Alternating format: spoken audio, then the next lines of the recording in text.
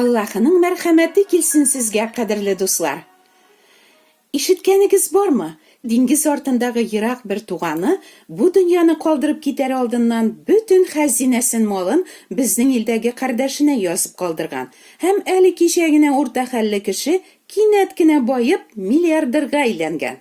Мондый хәлләр чыннан да булыштыра. Әгәр дә мирас калдыручы абзый кеше алдакчы мошенникларның берсе булмаса. Гадәттә һәр ата-ана җыйган малын хәзинәсен балаларына һәм оныкларына мирас итеп калдырырга тырыша. Ә кайчакта бөтенләй чит кешене дә мирасчы итеп калдыралар. Ибраһим да Аллаһы аңа вәгъдә ителгән угыл биргәнче, өемдәге бер хезмәтче минем мирасчым булачак, дип уйлаган. Аллаһы Ибраһимга «Син күп халыкларның атасы булырсың» дип вәгъдә бирсә дә, аның хатыны Сара бик озак бала тапмый. Иренең бу хакта кайгыруын күреп һәм үзләре яшәгән халыклар арасындагы юла буенча Сара үзенең асрауы Хаҗарны иренә хатынлыкка бирә. Балага узганын белгәч, хуҗабикәсен санламый башлаган асрауына Сара җәбер күрсәтә башлый һәм Хаҗар өйдән качып чүлгә китә. Онда аңа Раббы фәрештәсе хуҗабикәсе янына кире кайтырга һәм аңа буйсынырга куша. Раббының фәрештәсе тагын булай диде: «Менә син хәзер йөкле, бер угыл табарсың һәм аңа Исмагыйль дип исем кушарсың. Угылың кыргы ишәкне хәтерләтер, аның кулы бар кешегә каршы, бөтен кешенең кулы аңа каршы күтәрелер. Кардәшләре белән мөнәсәбәте низаклы булыр». Хаҗар хуҗабикәсе янына кайта, угылын таба. Исмагыйльгә 14 яшь тулганда, ниһаять Аллаһының Сарага карата биргән вәгъдәсе тормышка аша. Сара авырга кала һәм 90 яшендә Исхак исемле мирасчы таба. Бала үсә төшкәч, аны имидән аердылар. Исхакны имидән аерган көнне Ибраһим зур мәҗлес җыйды. Бер вакыт Сара Ибраһимның Мисырлы Хаҗардан туган углы Исмагыйль авызыннан мыскыллы сүзләр ишетеп, Ибраһимга әйтте: «Бу кол хатынны углы белән бергә куып җибәр», диде. «Кол хатынның углы минем углым Исхак мирасына дәгъва кылырлык булмасын». Сараның бу таләбе Ибраһимга шәфкатьсезлек кебек күренә. Ничәмә еллар үзләренә кол булып хезмәт күрсәткән хатынны ничек инде баласы белән чүлгә куып чыгарасың? Ләкин Сараның сүзләрен раслап, Аллаһы Ибраһимга: «Сара сиңа ни әйтсә, шуны тыңла», ди. Бары мыскыллап көлгән өчен генә бу угыл ата йортыннан сөрелергә һәм мирастан мәхрүм ителергә тиеш буламы? Юк, аның өчен түгел. Исмагыйль үзен шулай тотмаса да, кол хатын углы белән алар яныннан куылырга тиеш иде. Ни өчен? Чөнки Аллаһының карары шундый. Ибраһимның Раббы вәгъдәсе буенча Сарадан туган углы Исхак кына варис булырга тиеш була. Чүлгә куылган Хаҗар белән аның углында Раббы ташламый. Углан Аллаһы мәрхәмәте белән буй җитеп чүлдә көн күрә башлады. Укчы мәргән булды. Ул Паран дигән чүлдә яшәде.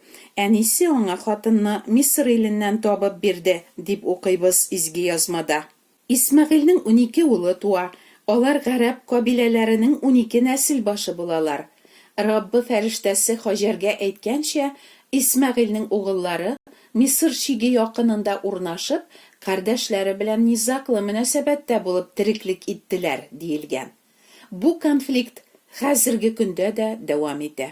Исмагыйльнең нәсел токымыннан чыккан гарәпләр Исхак токымыннан килгән гыйбриләр белән һаман бәхәсләшеп, әледән-әле сугышып торалар. Ибраһимның угыллары икесе 2 дәрәҗәдә булалар.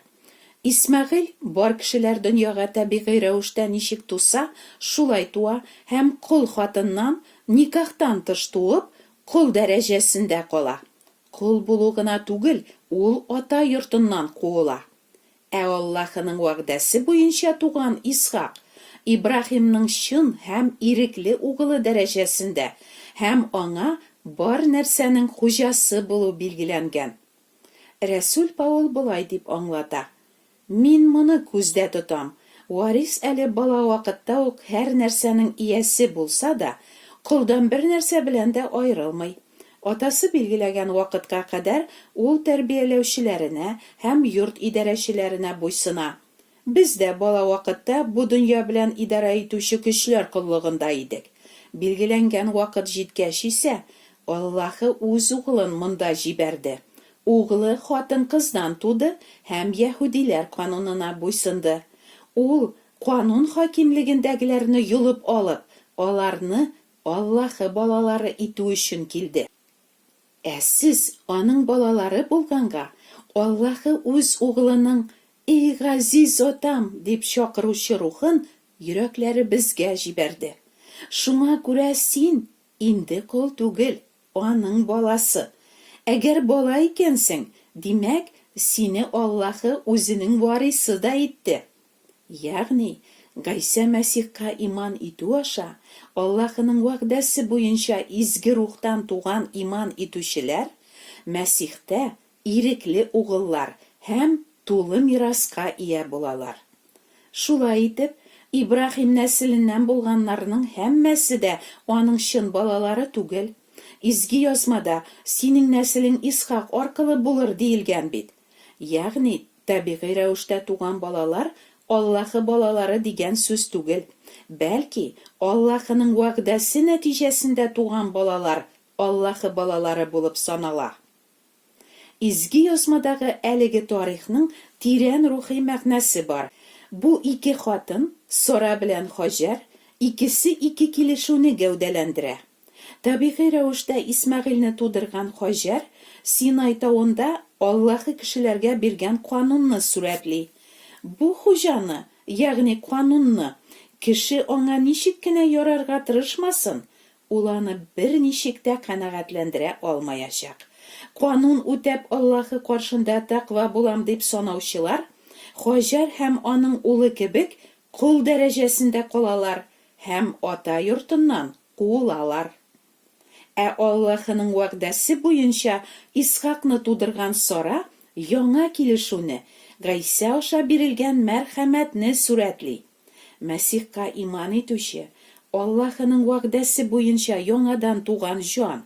Элек ул кем генә булмасын, мәҗүсиме, кулмы, җинаятьчеме, инде ул кул түгел, ә ирекле Аллаһы баласы була. Һәм Аллаһы үз балаларына билгеләгән мирас, бурлар да урлый, көя дә тапый, ширеп тә яки янып та юкка чыга торган дөньяви байлык мирас кебек түгел. Аллаһы үзен яратучыларга нәрсә әзерләгәнен һичбер күз күрмәгән, колак ишетмәгән, һичбер кешенең йөрәге бу турыда уйлап карамаган. Рәсүл Петр бу мирас турында тагын менә былай дип яза. Раббыбыз Гайса Мәсихнең Аллаһысына һәм атасына дан.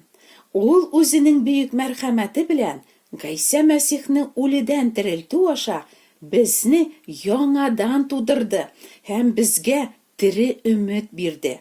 Ул моны күкләрдә сезнең өчен сакланган ширемәс, пак, шинмәс мирасыгыз булсын өчен эшләде. Шулай итеп, Аллаһы Гайса Мәсихнең үледән терелүе аша аңа иман итүчеләрне гөнаһ кыллыгыннан юлып алу гына түгел, ә аларны хәтта үз балалары дәрәҗәсенә күтәрде.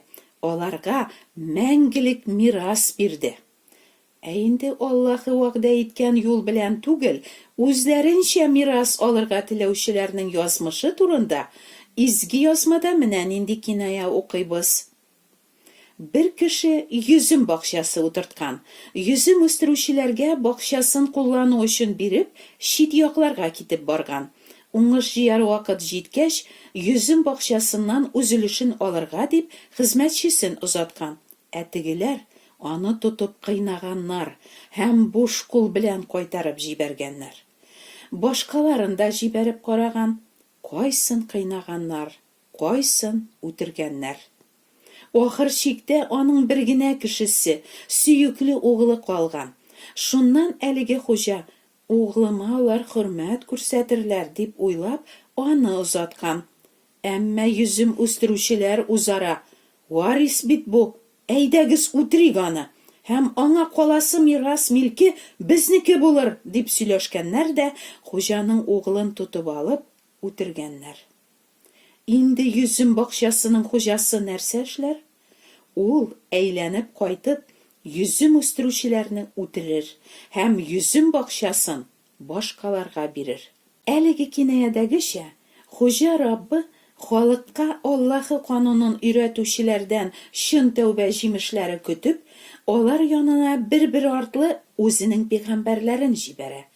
Ләкин табигый рәвештә туган кешеләр һәрвакыт рухтан туганнарны эзәрлекләгән кебек, Раббы пәйгамбәрләренең дә кайсын кыйныйлар, кайсын мыскыл итәләр, кайсын үтерәләр.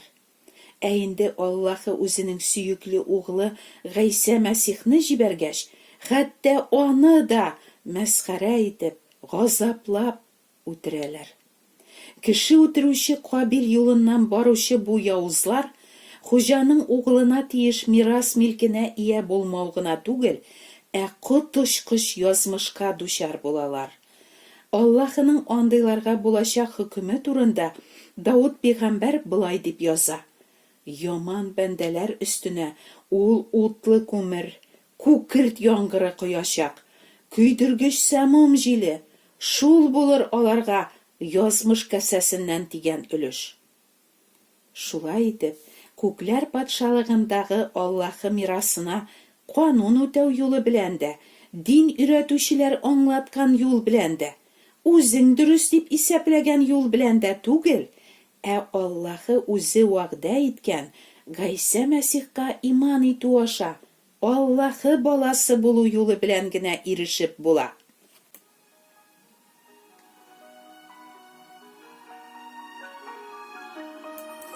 Кадерле дуслар, Мәсих Гыйса аша Аллаһы балалары булып, мәңгелек тормышка һәм күкләрдәге аның искиткеч мирасына сезнең дә ирешүегезне телим.